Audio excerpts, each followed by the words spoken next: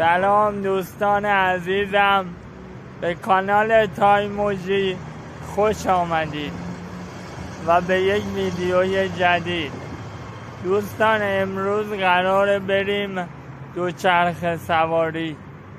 لطفاً با من همراه باشید. لطفاً ویدیو را تا آخر ببینید.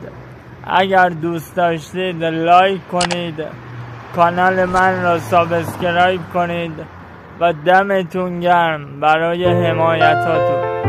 بزن که بریم.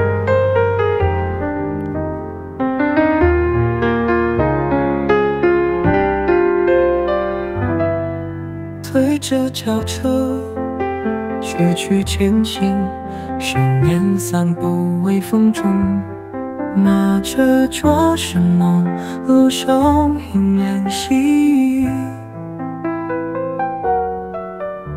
不安与喧闹，你留远尘嚣，永恒岁月静好。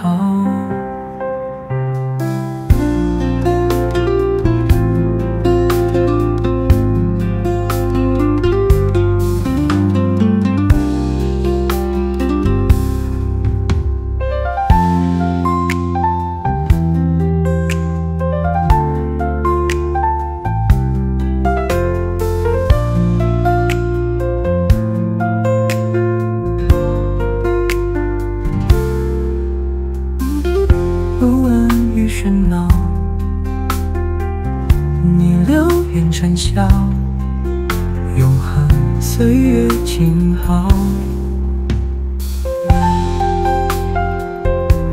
دمتون گرم که تا آخر ویدیو رو دیدید. لطفاً اگر دوست داشتید لایک کنید و کانال من رو سابسکرایب کنید. مرسی برای حمایتاتون. دمتون گرم. تا ویدیوی بعد، فعلا.